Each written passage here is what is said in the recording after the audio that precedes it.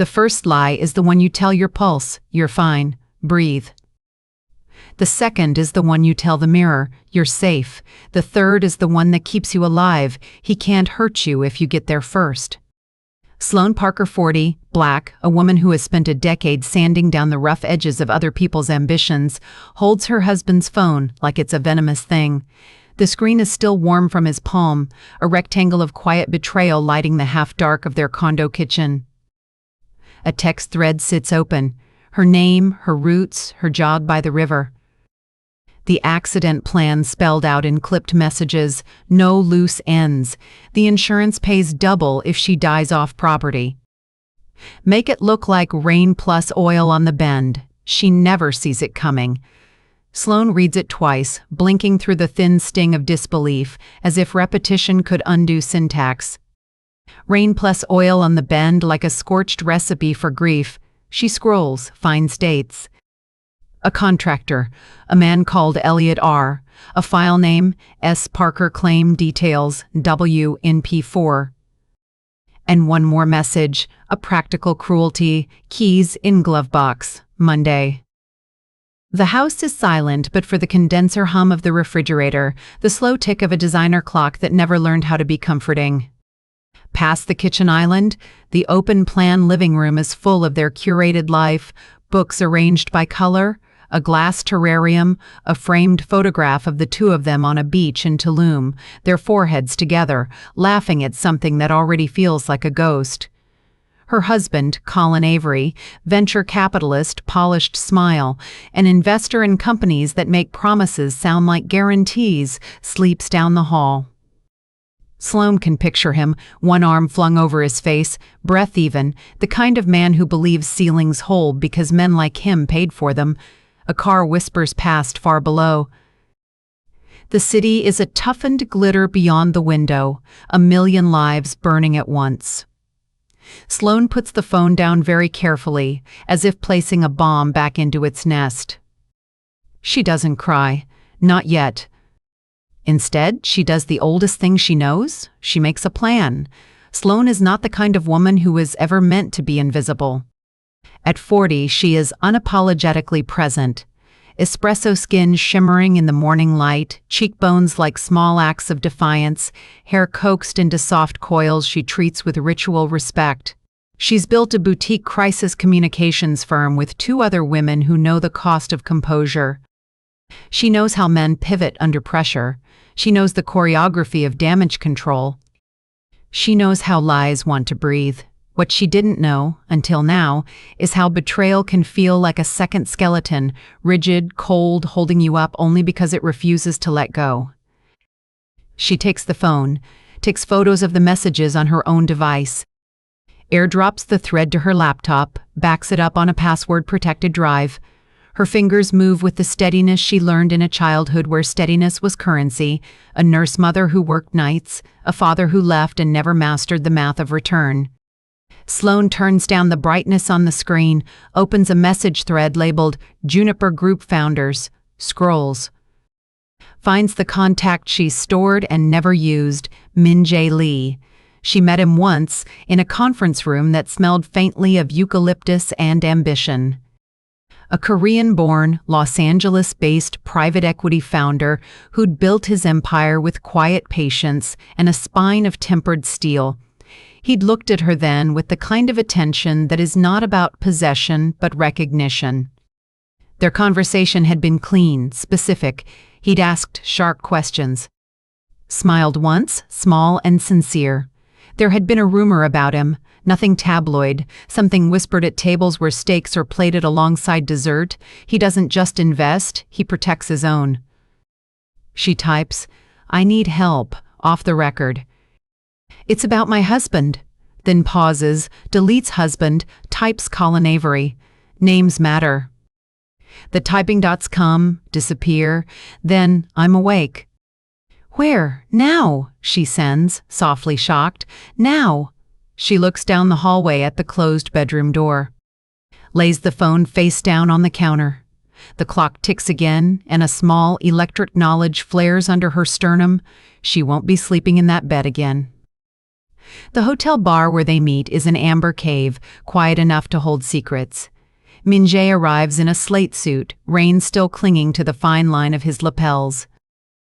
Up close, he is a study in restraint, sharp jaw, steady eyes, hands that look like they know both contracts and consequences. He finds Sloane immediately, not because she's made herself obvious, but because there is a way two dangerous truths recognize each other. He sits, says simply, "What's wrong?" Sloane tells him. Not everything.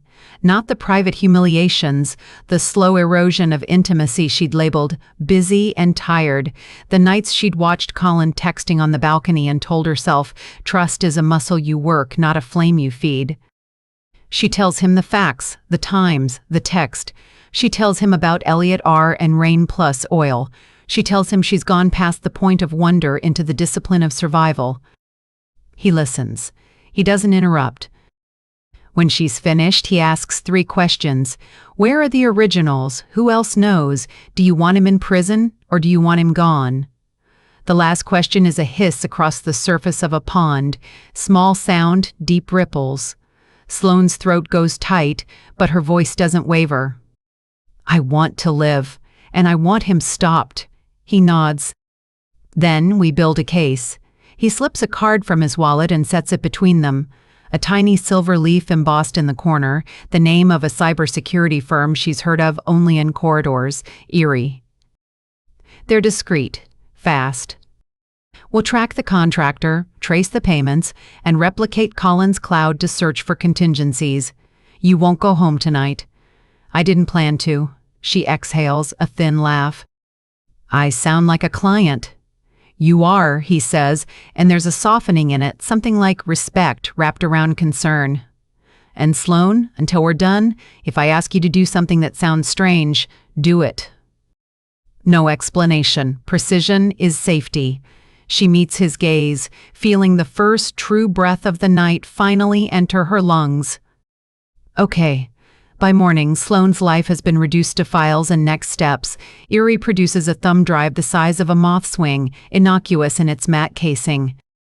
Boots to our drive, says a woman with a cropped haircut and a sleeve of ink that looks like a map of a coast no one has properly charted, not to his OS. We'll mirror his cloud with a privilege escalation we never discuss on phones. Sloane holds the drive, its small weight and assurance. And the contractor? Elliot Ramirez, Min-jae says, reading a briefing on a tablet. Former mechanic. Quiet record, except for a sealed arrest at 19. He's on 4 group chats, 2 about cars, 1 about mixed martial arts, 1 about weekend fishing. The fishing one includes a Nate K and a burner number that matches a device that pings near Colin's office every Thursday. Colin hates fishing, Sloane says absently. Too quiet. Min-jae's mouth tilts. Your husband prefers his violence planned, not reflective. The technician slides the thumb drive back toward Sloane. Keep this on you, she says. We'll store a second at an off-site we don't name. But this is your lifeline.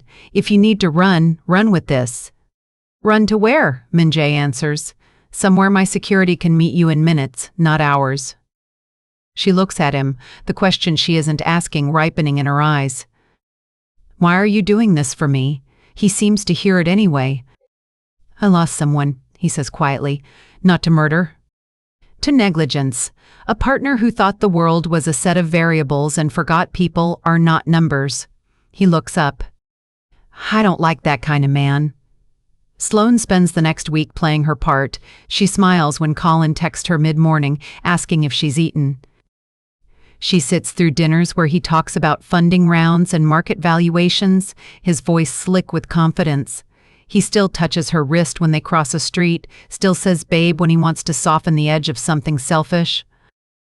She nods, listens, files every movement away. Min-jae's people work in silence. They trace the payments, 3 wire transfers routed through shell accounts to a garage in Glendale. Elliot R. has already been paid half. The rest is set to move Monday, the same Monday she was supposed to slip on oil-slick asphalt near the river curve. On Sunday night, Min-jae calls. He'll move the last payment in the morning. We let him. Then we pull the trigger.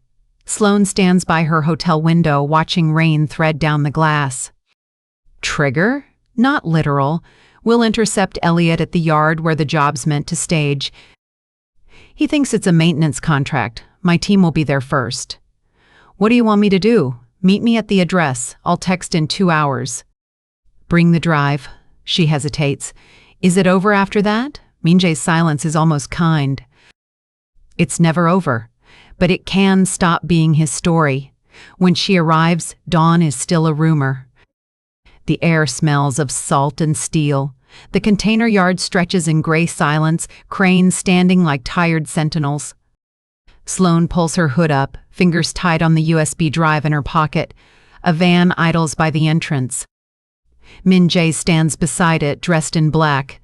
The look he gives her is half warning, half admiration. You sure you want to see this? He asks. I need to. Inside the van, 3 people sit before monitors, feeds flickering from hidden cameras.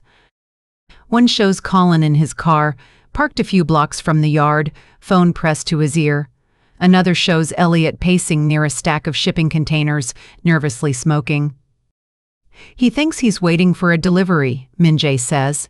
Colin told him to prep the road and clear by 10. He doesn't know the message is being recorded from 3 angles.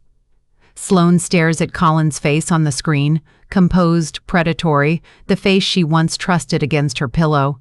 He checks his watch, smirks faintly, and murmurs something they can't hear. Audio? She asks. Min-jae taps a key. Colin's voice fills the van. After today, I'll need that footage deleted. Make sure the bend looks natural. She always runs there when it rains. Her stomach knots. The voice she used to love is now a weapon. Min-jae leans close. This is enough to bury him. Fraud, conspiracy, premeditation. We just need the handoff. They wait. The clock hits 9:42. Elliot checks his phone, nods, and walks toward a rusted container. Then the police lights bloom across the horizon like blue dawn. Min-jae's team moves first, silent efficiency. Elliot freezes, panicked as officers rush in. Colin's feed goes wild. He's trying to start the car, cursing, looking over his shoulder. Min-jae watches him with calm detachment. We had your phone flagged, he says softly.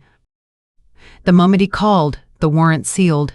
Sloane's breath shudders out. She hadn't realized she'd been holding it. By noon, it's done. Colin Avery is in custody. The USB is in an evidence envelope, and Sloane Parker is standing under a gray sky that smells like rain and relief. Min-jae steps beside her, hands in pockets. You could press charges privately. Or vanish. Your choice. What would you do? He considers it. I'd let him see me live well. She laughs, small and raw. You think I can? I know you can. The storm breaks. Rain comes heavy and fast, flattening the dust, washing the taste of adrenaline from the air. Sloane tilts her face up, lets it soak her. It feels like something ending and something beginning. When she finally turns to Min-jae, her voice is steady. I want to disappear for a while, somewhere quiet. I have a house in Busan, he says. Empty most of the year, ocean on one side, trees on the other. You'd like it. She studies him, unsure if the flutter in her chest is fear, hope, or both. You offering protection or temptation, whichever you need first. Weeks later, she stands on that coastline. The waves are a language she's learning to understand. Her firm is running without her, her partners loyal and fierce, handling everything. Her body has stopped flinching at shadows. The nights are slower, the air softer. Sometimes she thinks of Colin, not with longing, but as proof she survived. The story he tried to script for her ended in a container yard, overwritten by the woman who refused to die quietly. And sometimes, when Min-jae visits, they walk the beach without talking. He'll hand her coffee, their fingers brushing just long enough to promise nothing reckless, only real. Sloane Parker didn't just live, she reclaimed her name. Her pulse, her power. And somewhere between the rain and the ocean, she finally whispers the truth she'd buried for years. You can survive anything, if you refuse to let fear finish your story. Subscribe for more stories of strength, survival, and cinematic revenge.